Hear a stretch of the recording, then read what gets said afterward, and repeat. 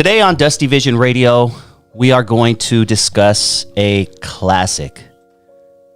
A true classic. I'm talking about House Party. Kid and Play. And Full Force. You're not going nowhere. But you fell into the game. House Party. Rated R. See it Friday, March 9th at a theater near you. Y'all remember House Party? I still watch it to this day. Great movie.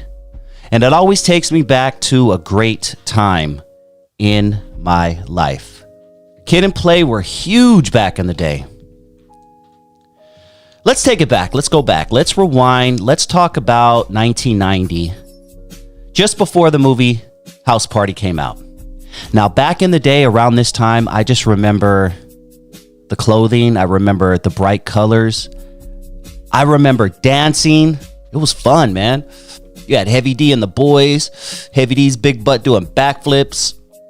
Yeah, Chub Rock. I mean, the New Jack Swing era was in full effect right around this time. And it was a perfect time for Kid and Play to come out. Things shortly changed.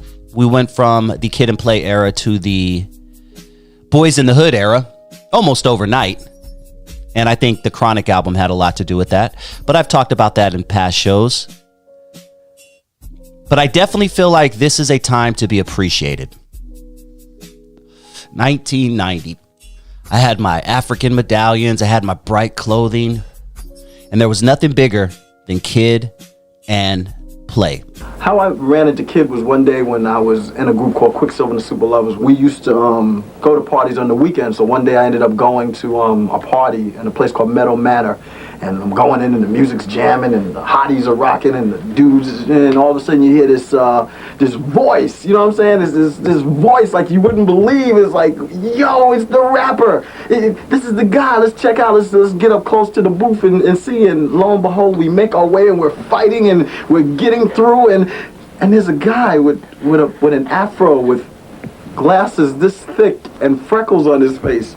I wish I had a picture to show you what this guy once looked like back in those days. They were in Sprite commercials. Check it out, I'm Kid, and I kid you not, I like the Sprite. I like the Sprite a lot. My name is Play, but I'm not playing, I like the Sprite. You know what I'm saying? They had their own Saturday morning cartoon. Yo, Wiz! Yo, what's up, guys? Hey, what's our favorite DJ up to? Yo, I'm just playing my tune. That's right, Kid and Play had their own Saturday morning cartoon. They were that big. Kid and Play were so big at this time that they were considered to play the lead roles in a small TV show you might have heard of, Fresh Prince of Bel-Air. Yeah, that eventually went to Will Smith and DJ Jazzy Jeff, but the role was in fact offered to Kid and Play. Their music was fun, very sing-songy, very dancey.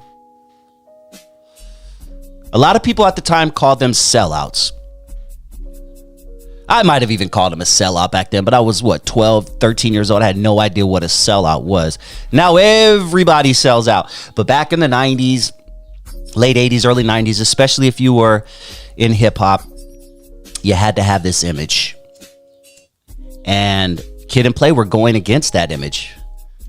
You weren't supposed to be doing Sprite commercials if you're a dope MC. But Kid and Play did. People like Kid and Play and Hammer took advantage of their popularity. When others were clowning them for being sellouts, they were like, screw you, we're getting this money.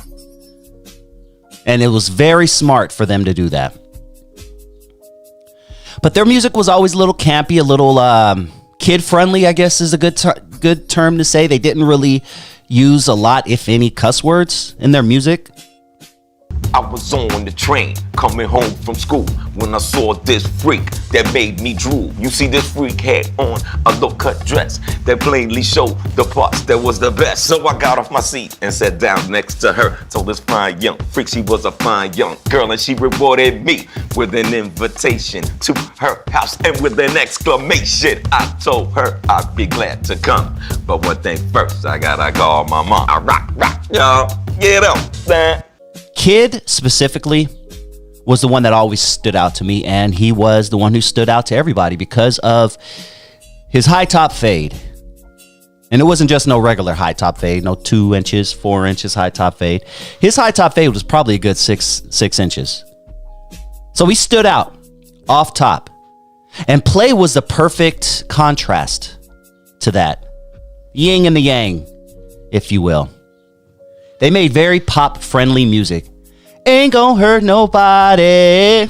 Out there dancing, baby. Ain't gonna hurt nobody. I mean, that was a #1 hit. And then they had Rollin' with Kid and Play. Rollin', rollin', roll. Kid and Play now. Rollin', rollin', roll. We were all dancing to that. Anyone who says they weren't, you are lying. We were all dancing to that, right? I think Will Smith and DJ Jazzy Jeff were the ones that were supposed to play the lead roles in House Party, but it ended up going to Kid and Play. I wonder if that would have made a difference. Because this movie was just, it was almost perfect. We was out there working on a film, our first project called House Party. What the movie is about is Play and I play 2 high school students who are friends of each other. Play's having a party, his parents were going out of town. I play Peter, but my nickname is Play in the film, Peter. Oh man, did I go out? I'm supposed to be his protege. He's the man with the women. A lot of people ask us how I was making a movie. The best terms I can make it was like maybe close to a 2-month-long music video. Every day was doing a music video. All in all, it was a great experience. We enjoyed it. We're looking forward to doing it again, if the price is right. We might be able to make House Party 2 or how about rapping Breaking 3, Electric Boogaloo or some shit, I don't know. And it took place in LA, which was kind of cool because it gives that whole LA feel.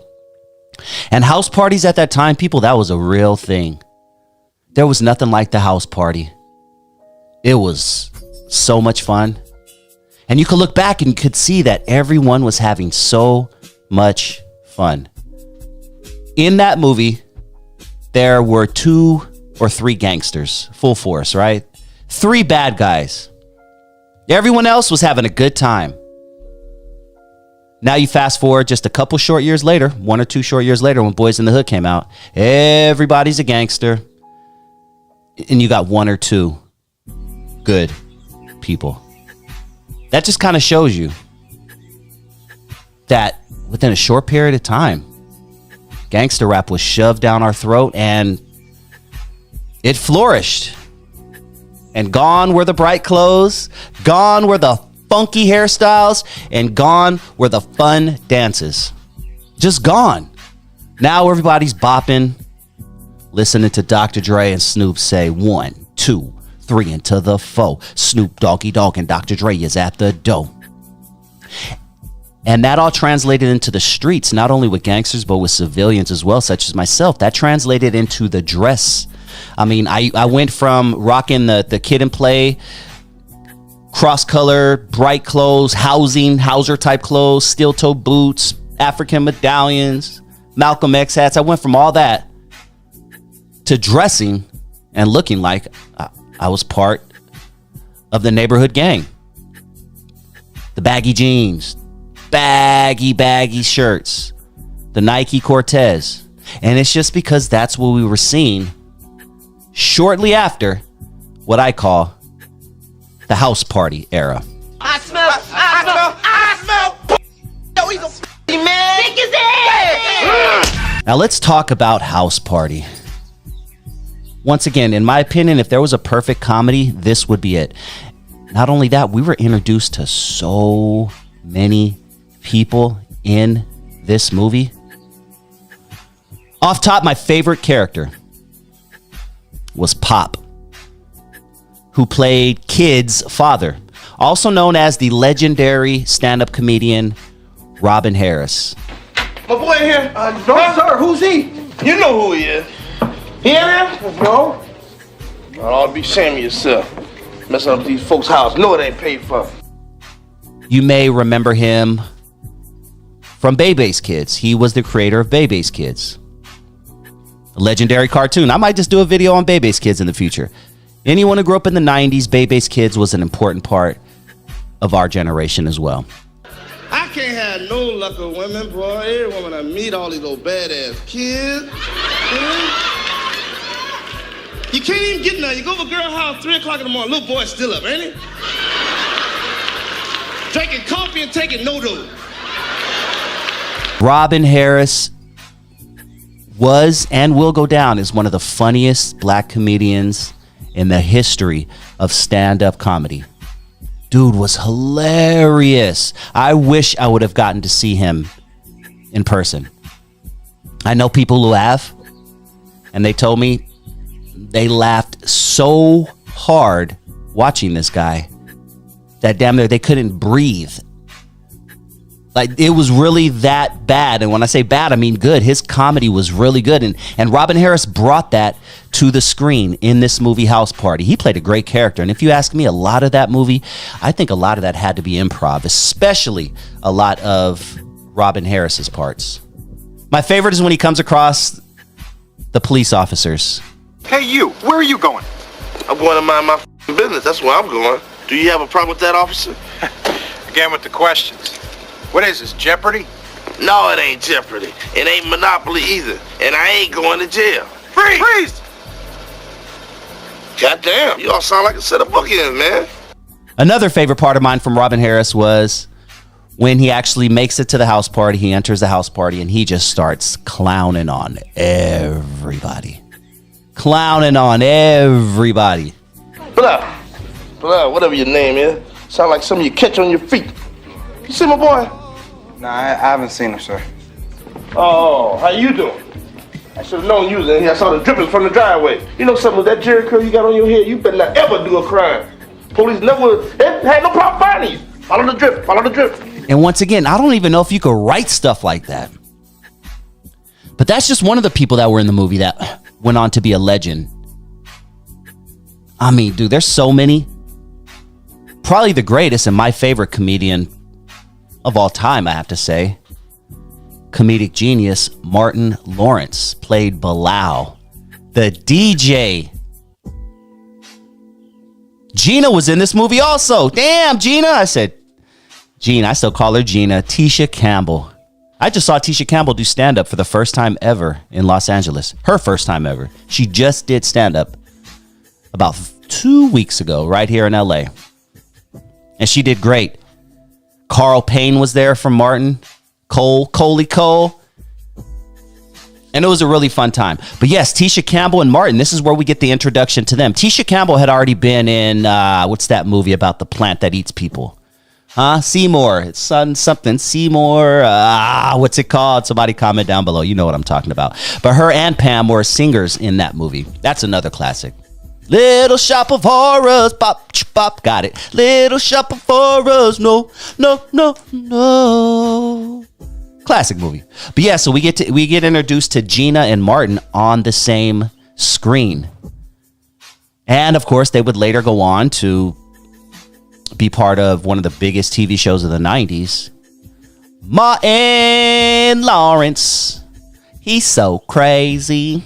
Dun, dun, dun, dun. But this is where we got the introduction of Martin. If even looking back, his comedic timing in this movie was amazing. And Martin was in other TV shows previous to this. I do believe he was in an episode of like Good Times or something. Isn't there like some footage of a young Martin in Good Times or one of those movies, one of those TV shows that we used to watch as a kid? But this is where we really got to see the comedic genius of Martin. He was funny. My favorite scene when he was trying to put the DJ equipment, when he kept going back and forth with Play about the DJ equipment and how he got that little ass car. Man, I can't fit all my DJ equipment. And then they had the girl in the front seat. That girl was fire too. She was in a few movies. She was in a Freddy Krueger movie, like Nightmare on Elm Street 3 or something like that too. But she was in a few movies. That light-skinned girl in the passenger seat of Play's car. Kiss my ass. You wanna take my equipment and leave me? No, I ain't going for it. No. What else can I do? Come here. Kick that to the curb and let me ride with my equipment. I'm the DJ, man. Who you calling a bitch? Your mama's a sorry bitch. Hey, my mama ain't no. If I'm a bitch, your mama's a bitch. Hey, I kick your ass. Hey, I'll fight a girl. Yeah, she was fire. I can't think of her name off top, but she could get it, especially back in the day. She was one of my first crushes. This movie had so many legends, and I wonder if they even knew at the time that they were in the presence of all these legends or people who would go on to be future legends. But John Witherspoon played the neighbor, right? The neighbor next door to the house party who kept yelling out the window. cut off that damn music. And his wife was laying in bed, like telling him to shut his ass, stuff like that. But then he started looking at the girls passing by. I mean, John Witherspoon played a great character in this. And once again, I feel like a lot of that had to be improv. You can't just write this stuff. These people are comedic geniuses, yo. And he did a great job. Great job. I mean, who else was in this movie, comedic wise? Because I mean, we had everybody. We had Chill, we had Groove. I mean, these are all musicians. We had we had Bow-Legged Lou. We had George Clinton. He played the DJ. 2 tears in a bucket. Okay, let's take it to the stage. I'm telling you, I could recite this whole movie.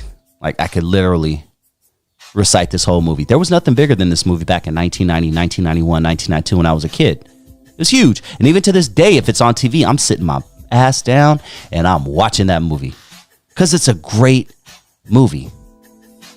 Oh, how can I forget about AJ Johnson? AJ Johnson was in this. He was in the house party. He was actually in the house party. I think he was one of the ones that Pops was clowning, right? Didn't Pops clown him for his Jerry curl? Drippity drip, drippity drip. AJ Johnson was also in Part 3 as well, which we'll talk about a little bit later. Some of the other house party movies were not as good as this one. They did 5 of them, and 1 and 2 and 3, in my opinion, were pretty good. 4 and 5, not so much. But we'll talk about that a little bit later. We also get introduced to Full Force, R&B group. They do and have done a lot of writing for everyone in the music industry. Britney Spears. I mean, they've written for everyone and produced for everyone. Full Force. But they play the bullies in this movie. And they're they're the most recognizable characters in the movie. I'm gonna break your legs and kick your knees. We all, come on, dog. I smell. Man, they did a real good job. But you got Kid and Play who want to throw a house party. Play's mom is out of town.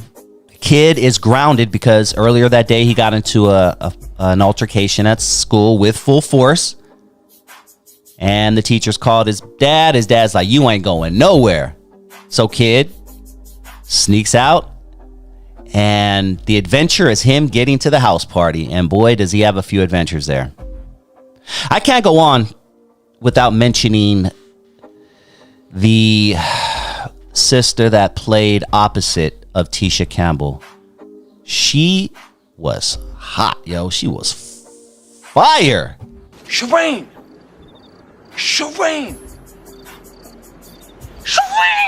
I don't know how much more acting gigs she did, how many more acting gigs she did. But I'll always remember her as house party, and I'll always think she's finer than Gina. Like, the dark-skinned chick that always hung out with Gina was always, to me, flyer than Gina. I love that part where they go to the projects to pick her up. All the family sitting in the living room, watching TV. This is a fantastic album, man. Let me borrow it. No, my brother. You've got to buy your own. Oh, man, that was classic, dude. That day, the way they put this movie together, whoever directed this and just the editing and the process and everything was really, really good. They knew what they were doing. They captured scenes very well. They go in the kitchen and a little dude is putting all that sugar in the Kool-Aid. She said, my teeth hurt just looking at you. But she was fire. I can't go on without not giving her her shine. Because she was fire. But yeah, man, I mean, we have all these great actors and comedians who just came together and made a classic. One of my favorite scenes is when Kid was thrown in jail. And then he does the whole rap while he's behind bars. I used to know that whole rap like the back of my hands when I was a kid, but you know, now not so much. But I bet if I sat down and watched it, I would pick up pretty quickly. The sign on my says "Do not enter." Yeah, that was a good scene, and surprisingly, they did a great job for this being their first acting gig, Kid and Play. But it just showed that they had it, man. And they took advantage of their time. They took advantage of their time in the limelight. They probably knew that this ain't gonna last forever. Let's get this money. Let's do these Sprite commercials. Let's do this cartoon they're pitching at us. And let's do this house party movie. Straight up. And I commend them for that. And I want to thank them for their contribution to hip hop, man. I don't think Kid and Play gets as much love as they deserve when it comes to hip hop. They were a big part of a fun time in hip hop before it got really dark. It just got really dark. And there are theories behind this. There have been said to be secret meetings between music executives and the prison executives, and they made this decision to pump out gangster rap and change a whole generation and feed the prison industrial complex. So they stopped promoting artists like Kid and Play. They started calling Kid and Play corny, sellouts, Uncle Tom's, house N-words. Ice Cube had a song called Stay True to the Game where he was talking about people like MC Hammer and Kid and Play and things like that. EPMD had a song called Crossover. Love that song. Love that beat. They had a song called Crossover. And they were talking about people like Kid and Play, people like MC Hammer, people like Vanilla Ice, who they seen as selling out. And now everyone's a gangster, right? We're all gangsters. Everybody's a gangster. Like, come on, man. So a lot of people say that was a plan. I don't know. Look into it. I'll let you. I gave you the little seed. I want you to run with it. I want you to do the research, and you come back and tell me, what do you think? Was this all a plan? Let's push off the Kid and Plays of the world, and let's push in. Pause. No Diddy. The gangster rap. All to feed that prison industrial complex. Before we continue, I'm going to ask you to hit that like button if you haven't already. Just smash it real quick. Show's not over. We're going to keep on going, but I just want to ask you real quick to hit that like button before we continue. And if this is your first time joining the channel and you like what you hear, please hit that subscribe button. We do this live every Saturday at 8 p.m. Pacific, every Saturday, 8 p.m. Pacific, right here on Dusty Vision TV. So make sure you set your notifications, because every week I'm going to give you a little dose of something different, something that we grew up on. It's going to be like a nostalgia hour. It's going to be nostalgia. I want you guys to go back and just think of the good times, man. Not saying the times now aren't good, because I'm having some of the best times in my life. I'm going to be in Europe in about a month. You know, so I'm the best, but nothing like the 90s, man. It was such a fun time. All right, so let's continue. So, okay. House Party comes out, does massive numbers. Amazing numbers. It's a huge hit. Video store rentals. I mean, every Friday, you kids don't know how fun it was to go to the video store on a Friday night, dog. Go to the video store, a Blockbuster, or Joe's mom and pop videos right down the street, and just get a few movies. Maybe get some licorice, some popcorn. Just take those movies home and just live like a king, man. The world could have been falling apart all around you, but Friday nights after a visit to Blockbuster, eating some red vines, man. Such good times. I'm getting nostalgic thinking about it. I'm just sitting here literally like just having visions in my head of me in my underwear, probably hand down my pants, fondling my junk, and with that same hand I'm eating red vines and just watching Kid and Play House Party. Now, shortly after, obviously after the success of House Party 1, execs are like, hey, let's try to do this again. And then we got introduced to House Party 2, which I also enjoyed very much as well. House Party 2, my favorite character was that white kid. That white dude was actually a pretty popular rapper back then from a group called, ironically, Young Black Teenagers. YBT. And they had a hit song called Tap the Bottle and Twist the Cap, tap the bottle and twist the cap, tap the bottle and twist the cap, and pass it around the crew because the crew be all that. It was an homage to the 40 ounce that you pass around the homies. But they were all white kids, and they were called young black teenagers, and they were pretty dope. And this white kid was in the movie opposite side of Kid. He played Kid's roommate at, ironically, an all-black college. And then the movie ends with the Pajama Jam. Oh, and this we have Queen Latifah, right? Queen Latifah was part of this. She was, she had started to just pick up her acting steam right around this time. And Hollywood started to notice, say, you know what? She's not too bad.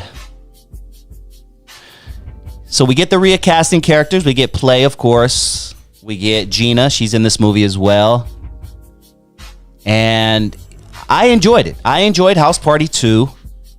Not as much as Part 1, but very close second. No, not a close second. I'll tell you right now why. But I did enjoy House Party 2. I enjoyed it. I enjoyed all the scenes. I enjoyed the Pajama Jammy Jam. I enjoyed seeing all those fine girls in the little pajama jams as a kid. That was pretty awesome to me. And I enjoyed it personally. I don't know. Comment down below. What do you think about House Party 2? Was it as good as House Party 1? Was it better than House Party 1, in your opinion? Talk to me. Let me know. But, hey, just like House Party 1 made money, House Party 2 seemed to do okay in the box office. And what does Hollywood say? Let's milk this cow. These two guys are still popular, right? They may not be as popular as they were a couple years ago, but they're still popular. So they introduced us to House Party 3, which is my second favorite house party. In order, they're going House Party 1, my favorite, House Party 3, my second favorite, and House Party 2, my third favorite. And then 4 and 5, they don't even make the list whatsoever. I don't even consider those house party movies. Yeah, let's not even go there with those, because those are really bad, bro. Really bad. The House Party 3, I really enjoyed it. Now, Kid is going to get married, right? And Play is like, man, you can't be getting married. What are you doing? Nah, man. Now, in House Party 3, Martin had already been part of a successful TV show named after himself, Martin. So Martin was not in House Party 3. But that didn't stop it from being a great movie. In my opinion, I know I said great, right? That's crazy. It didn't stop it from being a great movie, because we got introduced to a lot of other comedians who filled in the gap where Martin left off.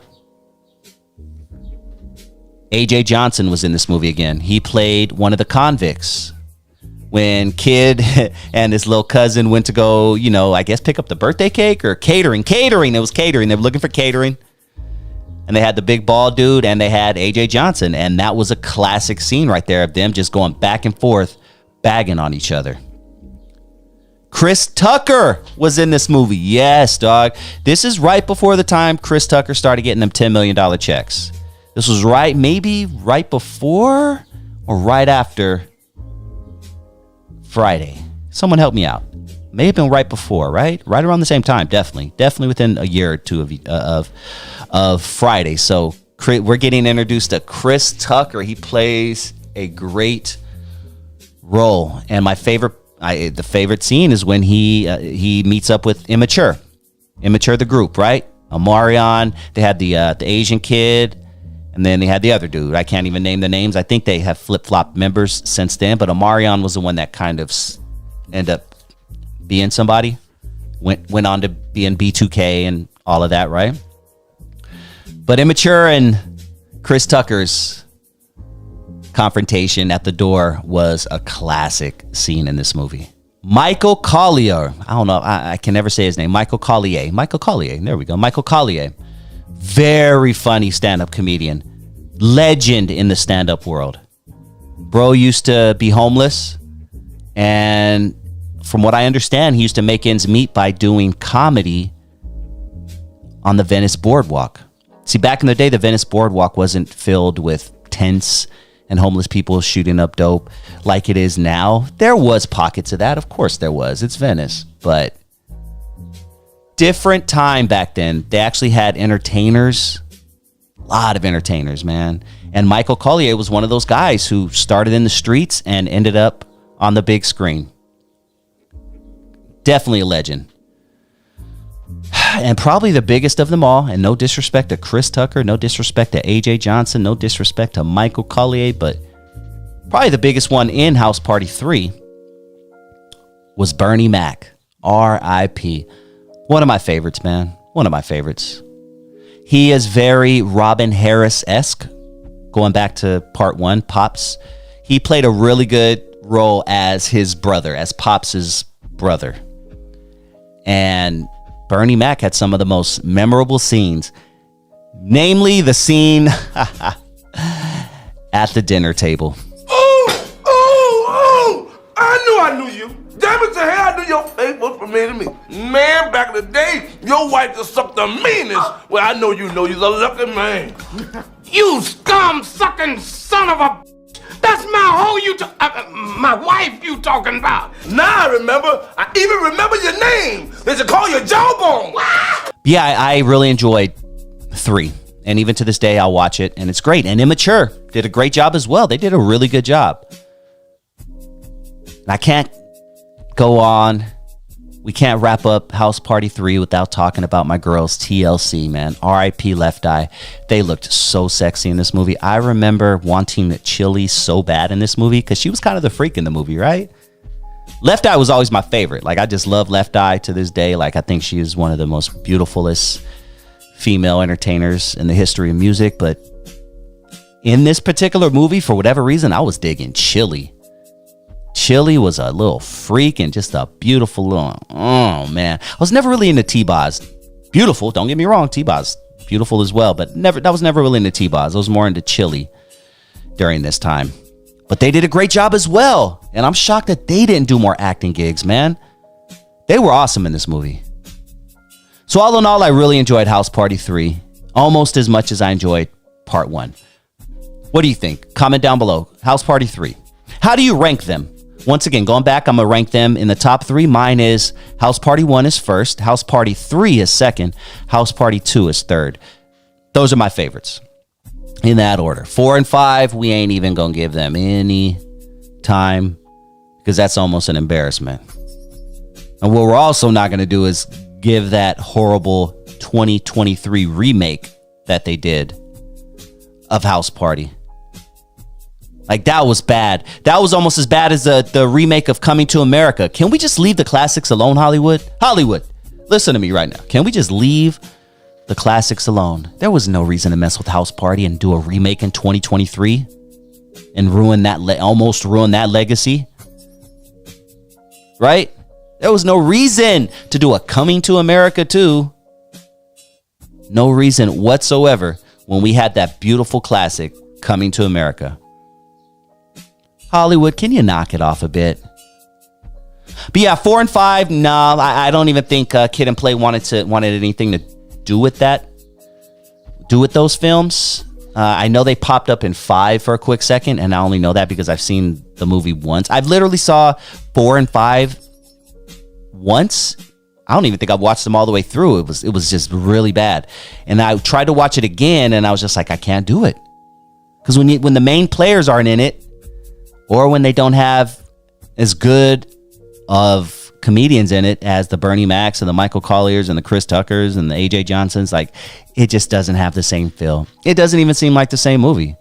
So 4 and 5, sorry, getting no love. No love today on Dusty Vision Radio. But let me know, what do you think about House Party? What do you think about Kid and Play and their contribution to hip hop? Please do comment down below. Thank you for tuning in to Dusty Vision TV. Please hit that like button if you have not already. And if this is your first time joining the channel and you like what you hear, please hit that subscribe button. And if you enjoyed this video, you just might appreciate this bonus clip I'm about to play for you right now.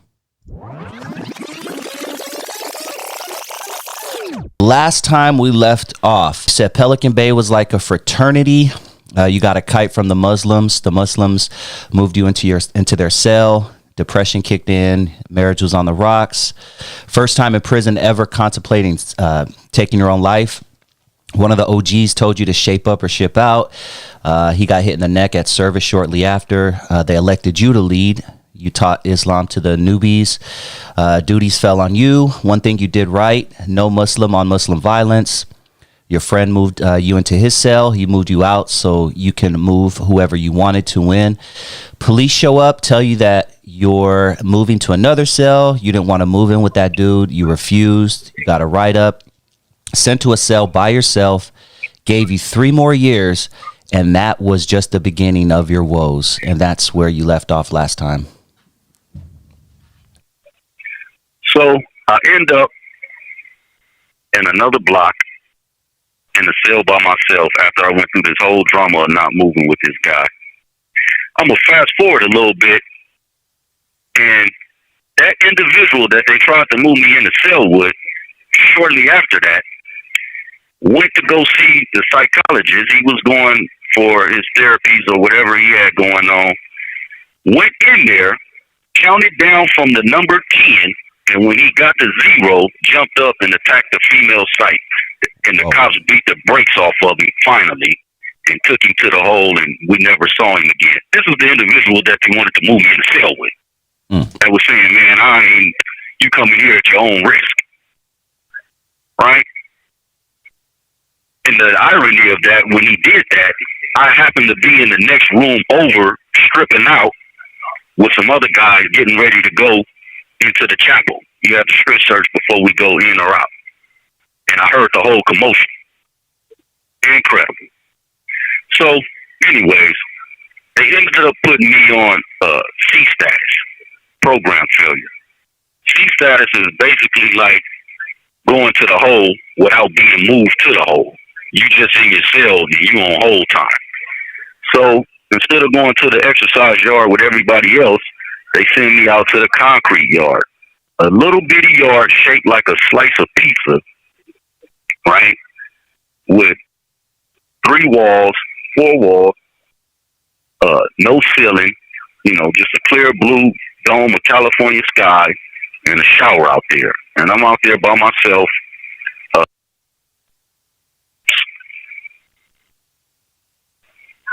Sitting down and just staring at the sky and wondering, how did my life go down the drain like this? All right. So at that point, I decided, you know what? I'm going to get back to working on this idea I had to write a novel. So I ordered a typewriter. I had my family send me a typewriter and some ribbons and some correction tape. And I went to work in the cell. I was on C status, meaning that I'm not coming out except for a shower or go to concrete yard by myself. And I just started typing. And that was the beginning of Broken Wing, my first novel. Shortly after that, the classification system in the state prisons changed. The classification system determines your security points, what level you should be on, a level 4, a level 3, level 2, or level 1, or a camp. I had level 4 points with that last write-up for refusing that cell move, right? So when the points changed, suddenly I had level 3 points, and I was no longer classified. This call and your telephone number will be monitored and recorded.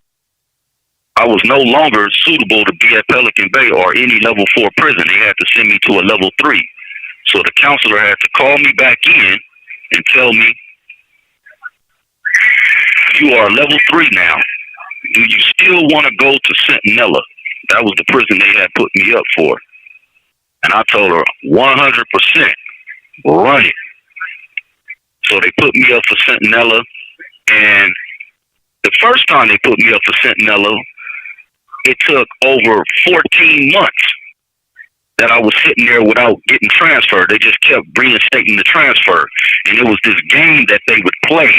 And in that time holding you, you would normally get in trouble and lose your transfer the same way I did. This time when they put me up, I was gone within like 60 days, which is the normal period for a transfer. So they got me out of there. I didn't have to do three more years at Pelican Bay.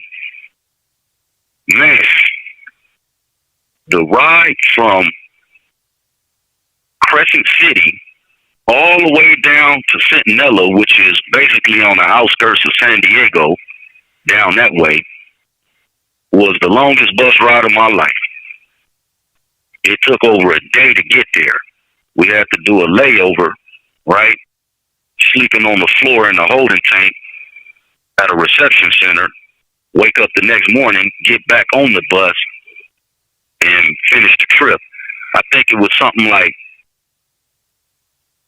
20-something hours total on the road, eating peanut butter and jelly, shackled up, staring out the barred windows on the bus.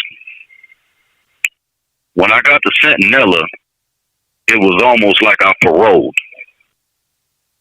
Being able to come out basically all day, just a little freedom of movement, going to eat inside of the chow hall. In Pelican Bay, you eat inside the cell. They bring the food to you. The chow halls are closed, shut down. There was too much violence in the chow halls, and they just completely shut down all chow halls in Pelican Bay. You on cell feed. I had been eating in the cell for 3+ years. Now I was back walking the chow, sitting in there with everybody, getting to mingle and go out to the yard and exercise and just get some air, get my head right. And it did wonders for me. Got a chance to integrate into a different Muslim community, new brothers. It was a great relief. Shortly after I got there, they closed the yard that I was on. I was on D yard. They wanted to turn that yard into a protective custody yard. So everybody on the yard had to pack their things, and we were going to go to either A yard or B yard, right? And so I ended up going to A yard. And the good thing for me is that everywhere I went, there was somebody from my community on those yards. What was going through your mind mentally when the judge told you that you're getting that much time? Well, to be honest, like I said, I had two separate cases. So on my first case, which was an attempted murder, it was three attempted murders and a great bodily injury. So they end up finding me just guilty of great bodily injury and attempted murder. And so when the judge sentenced me, he gave me 9 years plus life. And actually, I was relieved because I thought I was going to get more time than that. So I got 9 years for the person who was shot in the head, the great bodily injury, and then I had a plus life for the person who they said I was attempted to shoot at, who wasn't even hit. So they gave me 9 years plus life, and then I still had a trailing murder case. Excuse me, one step. Do your thing. You'll hear my dogs bark too, so don't even trip. I got 2 dogs that love to bark as soon as I hit record. Right. Okay. So now, all right, I'm back. Okay. So you said 9. You were saying 9 to life. I got 9 years plus life, and then, like I say, I also still had a trailing murder case. Gotcha. And how did that lead to you end up doing 24? Well, eventually I end up taking a deal for voluntary manslaughter on the murder, and so they end up giving me. They ran the 16 concurrent with the 9, but they ran it consecutive to the life. So now instead of 9 years plus life, I ended up with 16 years plus life, which is I had to do 16 years, which was back then half of the 16. Then I would start on the life, and the life sentence was you had to do 7 before you'd be eligible for parole. So that's how I ended up with 16 plus life. I ended up taking a deal, and he ran it concurrent with the 9, but consecutive to the life. So instead of 9 plus life, I just ended up with 16 plus life.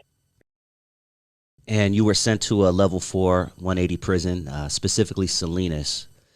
Right. Talk to us about, what it's like for an active gang member entering Salinas. And Salinas was a fairly new prison at this time, right? Extremely new. Yes. The yard, the yard that I went to, we opened the yard. Actually, the cell that I went into, I was the first one in that cell. It was still dust and screws on the floor and stuff. And by me never being to prison, I didn't even realize how extremely dangerous it was because I had never been to prison before. And it didn't, this is one of those newer prisons. A 180 is like it's a newer prison, a new design. And so, I'm not seeing all these bars and stuff like I anticipated seeing, or things that I saw in the movie. So I really had no idea how dangerous it was until, people started coming in from other prisons and, all these stabbings and stuff started happening. And one thing that's so dangerous about a new prison is you have all the different gangs. You have the Crips, the Bloods, the Southern essays. You have the Northern essays. You have the whites. Everybody's jockeying for position in space. And in the event these things can't be worked out, sometimes it's worked out through violence. So that's just and then you have, people coming from other prisons and, hey, well, they say that this guy right there in this prison, he told on somebody, so he needs to be stabbed, and it was chaotic. And by me never being in prison before, all that was extremely just eye-opening. In your opinion, what is more dangerous, prison or jail? Like a county jail versus big prison like Salinas? Well, I think it just all depends on what county jail you happen to be in. My county, Riverside County, it wasn't nowhere near as dangerous as prison. So, in my experience, it was definitely prison. Amazon account. The amount charged in $1,499. We noticed some suspicious activity on your account. Whoa. So we have put on hold to this transaction. Please press 1 now. And to report, please press 2. Thank you. Yeah, hi. Thank you for being connected with Amazon. This is Wilson. How are you doing today? Hi, Mrs. Wilson. I got a message about my Amazon account. Yes, sir. As we are checking here that there is an order of an iPhone worth $1,499. Whoa. Wait, what? There is an order of an iPhone worth $1,499. And for the suspicious charge... Whoa, wait, what? Say that again? For the suspicious charge, we put a hold on the transfer. What kind of suspicious charge? The illegal activities and the login attempt. Oh, thank you. Okay. So could you please tell me your last name? Yeah, Sullivan. Mr. Arnold. Correct. Right? Yeah. So Mr. Arnold, could you please tell me that? It's Mr. Sullivan, sir. My first name is Arnold. It's Mr. Sullivan. Yeah. So Mr. Sullivan. Yes, ma'am. Do you want to cancel the order? What order? What? What order? The iPhone? Yeah. Yes.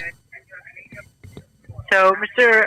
Sullivan, I'm going to provide you a refund cancellation form because it's a case of a fraudulent transaction. So, just you tell me that. And what is your name, ma'am?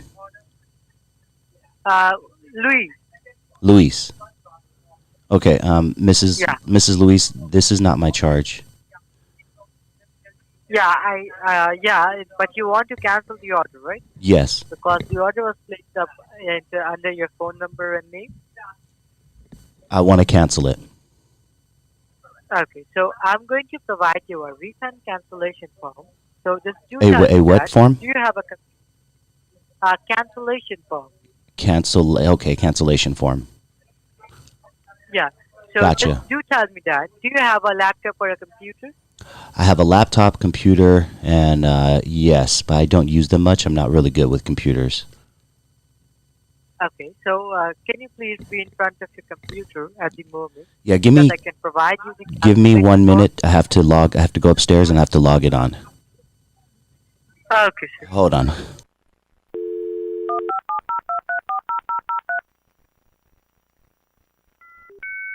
One moment, okay? Okay, sir, no problem. Hello? Yes, ma'am. Is your computer is on? I'm logging on now, yes. Okay, I'm ready. Okay, sir. Now just open up your Google Chrome. Okay. And now, sir, look at the top. You will get a long search Look at my panel cock? where Okay. you can type. What? Look at the top. Yeah, just look at the top. FRAUD. Hello? Yes, I'm here. What is that? Yeah. It's antifraud.web.com. Okay. And what did you type? Just read it to me. Antitrust.com. Can you spell it out for me? ANTITRUST. What? Antitrust. No, it's anti-fraud. ANTI. Oh, hold on. Let me erase that. Okay, FRAUD. Yeah. Okay, got it. Got it. And now, sir, just give a click on enter after that. Okay, enter after that. Anti-fraud. And I love your fingering me, but that cock of yours inside my pussy is what makes me holler out with sheer joy. Sir, what are you doing now? I am trying to restart my computer.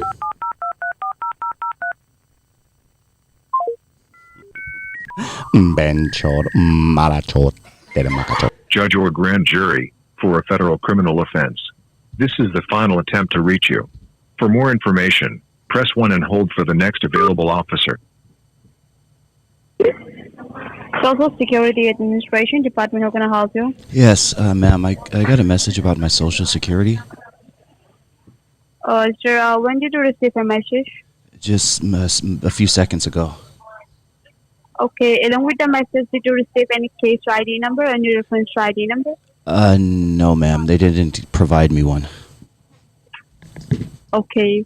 Sir, your call has been transferred to Officer Salina Smith, Verification Officer, and my federal badge Officer ID what? number is 70. Sal, let me write your name down. Officer. Okay, sir. You first of all, you write down my name. My first name is Salina. Selena. Oh, okay, like the singer. Okay, and my last name is Smith. Salina Smith. Smith. SMITH. Yes. Sure, sir. Okay, That's thank you. correct. And my federal badge ID number is GS70154. Okay, thank you. Okay. So, may I know your name, please? Yes, my name is Arnold. So your last name is Solliva. Sullivan, right? correct, yes. Arnold Sullivan. Okay, sir. So, sir, the reason behind a call is that to inform you regarding some legal enforcement action filed on your Social Security. We have thought in order to sustain your Social at this right moment. Excuse me? Because we have found... Sorry? You're going to suspend my Social? Yes, sir. Why? Because, sir, let me tell you what exactly happened. The investigation started when we found an abandoned car on the south border of Texas. The car contains some blood drug residue inside it. Hence, after investigation, we found that the car was rented on your name and on your personal social information. In Texas? There are two addresses. Yes, sir. I did not go to Texas. Sir, maybe someone is misusing your Social Security number and your social has been found suspicious of criminal Yes, activity in the state of Texas. yes, that's what's happening. Sir, the address in the city of Raleigh was right by the U.S. Marshal, but unfortunately there was no one inside the residence. But we have recovered 22 pounds of cocaine, which is an abusive drug and Cocaine? some documentation from finance. Yes, sir. The hell? So, financial institutes such as Chase Bank, Bank of America, and U.S. Bank. And this entire paperwork has your name on it, and thousands of dollars has been raised from this bank account locally and internationally, which totally seems suspicious to us. That is the reason we, as the Social Security Administration of the state of Texas, has filed case against you for drug trafficking as well as money laundering. Cocaine is a So hell of a I am drug. the one. Sorry. I said you said cocaine? Yes, sir. Cocaine is a hell of a drug. That's not me, ma'am. Okay, sir. Are you the one who involved in this? Cocaine's a hell of a drug. No. Okay. As we're having very short time and what you have done was totally against the U.S. Treasury and you have to sign the arrest warrant against your name and have to suspend your social right away. According to the Section 42 Cocaine's a subsection hell of of a drug. 1958 Drugs Enforcement Administration Act, you are going to be taken for non-bailable jail term of 9 years and the penalty to Wait, $89,000. no, ma'am, I did not do anything. I'm an honest man. I go to church. I'm a God-fearing man. Yes, sir, I know, but sir, maybe Do you believe in someone God? is Do you believe in God, ma'am? Can I ask suspicion. you? Can I ask you a personal question? Do you believe in God? Sure. Okay, because men and women who believe in God, they do not do things like this. I'm a good man. I pay my child support. Yes, sir. Yes, sir, I know, but sir, maybe someone is misusing your information and your social security Cocaine's number. a hell of That's a why I'm drug. calling you. Oh my goodness, this is crazy. So what do I do So, to sir, fix this, ma'am? So, sir, in this regard, we have also checked your past record, and we have to found that your banking contains genuine records, and your social has no other complaints in the past. That is the only reason we try to reach you before you face any legal consequences. Thank you. Have you ever lost your identification somewhere in past? I haven't lost my wallet in about 20 years, ma'am, and I'm proud of that. Okay, all right, sir. Have you ever tried to upload your personal social information somewhere on the internet to get some loans or attractive I credit don't cards? go on the internet. I don't do the internet. I don't do computers, and I don't do that. Okay, I pay everything. I still walk down the street to pay the light bill. I still, use snail mail. I'm an older gentleman. Okay, ma'am. Okay. Sir, how many people have access to your personal social information? No, I mean, really just me. I mean, unless someone's been going through my wallet and stealing my stuff. Probably my grandson. Okay. So if you are able to have What the fuck are you bitching about? I'm sorry? Who is that, sir? That's my wife. Sir, right now, listen to me. You are speaking with federal officers, sir. You mind your words, okay? I apologize, okay? Sometimes my wife gets a little bitchy. Okay. All right. You understand? So if yes, sir. So You're on the rag every if once you in a while, agree right? to Sorry? You get on the rag once a month, don't you? No. Oh, you don't? Oh, wow. Yeah, she's 63 years old and she still gets the rag. I don't know how this happens. Okay. Fucking whore! Yeah, I'm sorry, ma'am. Let me kick her out of the room. Get out of here. Okay, I'm talking to the Social Security lady. She says there's a problem with my thing. I'm fixing it. Okay, you don't do anything for me. I'm sorry, Selena. Okay, so sir, all right. I've been married 42 years. I tell you, this woman just drives me nuts. Okay, sir. So if you agree to have the Department of Treasury in this case, then only we can put your case and warrant on hold. Honey, that's a hell of a way to talk to your best girl buddy. Mm-hmm. Who has used your personal information toward these fraudulent activities. So as I already Still told married, you have some before, steady cock around. Okay, so how do I fix this? Many evidence. Okay, because this is taking too long, okay? Can we fix this now? Because I didn't do this. I'm a great man. Okay, I've been married 42 years, okay? Yes, sir, I know, but sir, Shut the fuck up! Let me ask you. Can I ask you a question, ma'am? Yes, sir. If my wife and I wanted to invite you into our bedroom, would you come to our bedroom and have sex with us? Oh, I'm the one who's a divorcee and he's all alone. At least, Grace, you're still married and have some steady cock around.